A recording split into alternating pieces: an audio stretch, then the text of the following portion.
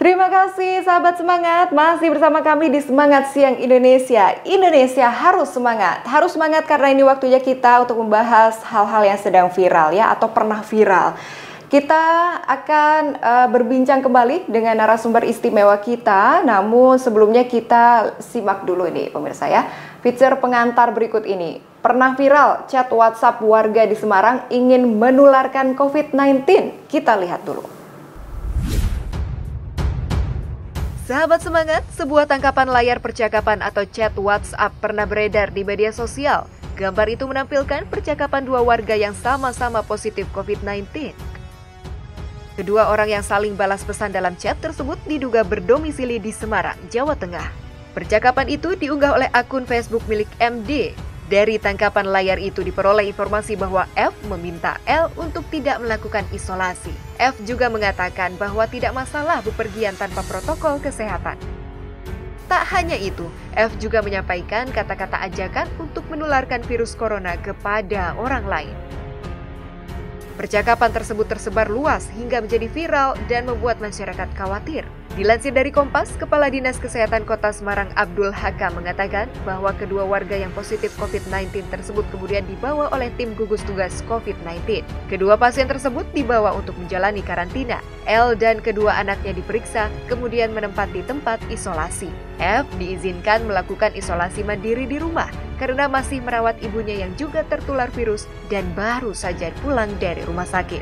Selain itu, tim gugus tugas juga mempertimbangkan dari sisi psikologis, sebab kondisi ibu kandung F diketahui masih kurang stabil setelah mengetahui suaminya meninggal dunia.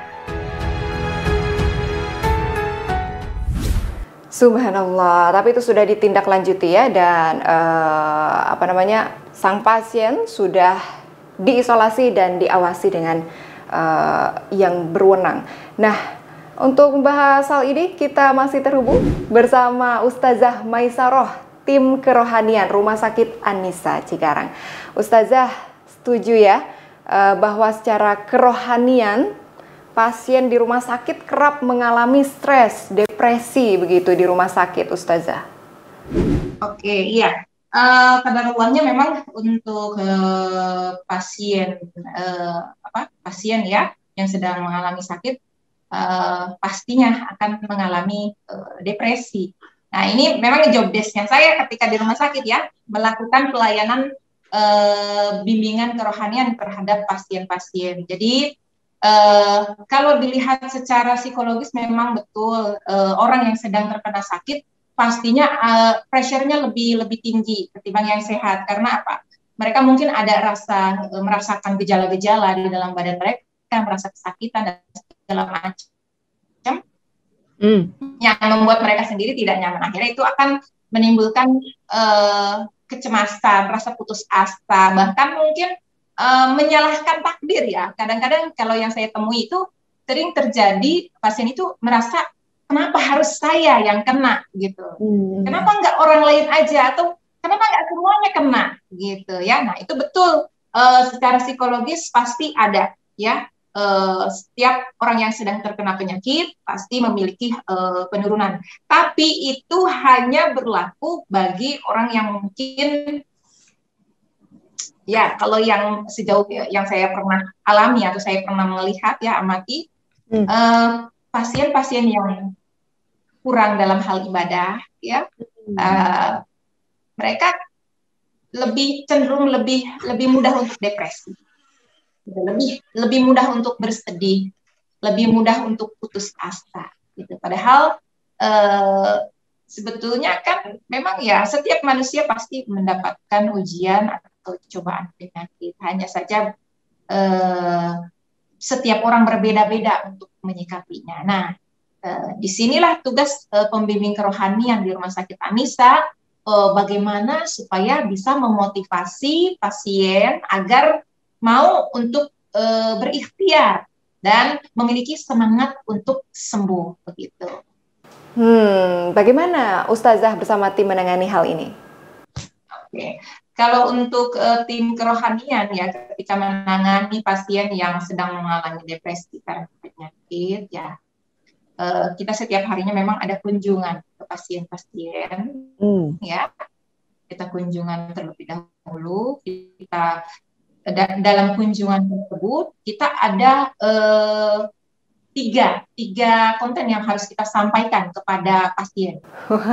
Ada 3 konten ya, seperti YouTuber Ustazah ini. Ya, silakan Ustazah. Untuk tim kerohanian menangani pasien yang mengalami depresi, kita biasanya mengunjungi ya per harinya, setiap harinya kita mengadakan kunjungan kepada pasien-pasien. Nah, di dalam kunjungan tersebut kita memberikan 3 hal ya, artinya apa yang kita sampaikan harus ada batasannya juga sih ya. Nah, yang pertama adalah kita memberikan motivasi terlebih dahulu ya, memberikan motivasi kepada pasien dengan pendekatan-pendekatan tertentu yang mudah untuk diterima oleh pasien. Jadi kita coba pasien tersebut untuk bisa mengelola hatinya. Jadi kalau misalkan kita mau memberikan sebuah nasihat atau memberikan masukan-masukan, insya Allah pasien tersebut sudah mulai bisa menerima. Nah, itu yang pertama ya, memberikan motivasi. Yang kedua adalah mengingatkan untuk beribadah. Gitu. Jadi betul-betul di sini kami dari tim kerohanian ya, memang sudah ada SPO-nya bahwa setiap pasien yang beragama Muslim ya, ini khusus untuk yang agamanya Islam ya Mbak, gitu. Jadi kita kunjungan itu harus melihat terlebih dahulu sebelumnya apakah Muslim atau non Muslim. Nah, apabila Muslim kita datangi, ya yang tadi saya bilang didatangi, diberikan motivasi. Kemudian ingatkan untuk ibadah, terutama sholat 5 waktu. Gitu ya.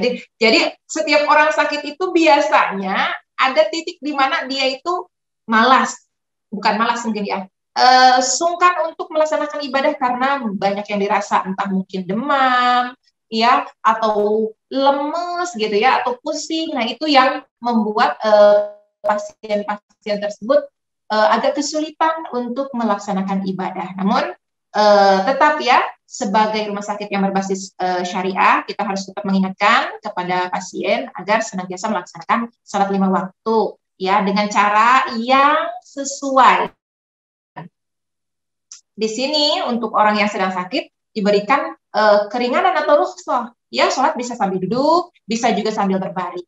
Kemudian melaksanakan wudunya boleh kalau yang memiliki riwayat demam atau mungkin ada luka-luka di anggota badan terkena wudu, itu kita sediakan juga fasilitas untuk bertayamum gitu. Dan yang ketiga adalah pembacaan doa. Nah, ini poin banget ya. Setiap pasien yang sedang depresi, yang mengalami kesedihan, itu mereka akan termotivasi secara maksimal apabila kita berikan doa. Karena memang doa itu kan sebetulnya senjatanya orang Islam ya. Jadi di sini kami selalu mengingatkan bahwasannya setiap ikhtiar itu kita harus sempurnakan dengan doa. Jadi mudah-mudahan dengan doa tersebut kita meminta kepada Allah agar pasien tersebut bisa diberikan kesembuhan. Gitu. Sejauh ini kasus pasien terberat yang pernah ditangani oleh Ustazah bersama tim itu apa, Ustazah? Boleh di-share? Jadi berhalusinasi gitu ya. Kalau secara ininya sih mungkin ada yang kerasukan ya, bisa seperti itu. Jadi saking depresinya sampai pasien tersebut hilang kesadaran, hilang kesadarannya bukan berarti pingsan, tapi bergerak sendiri, ngoceh sendiri, segala macam. Itu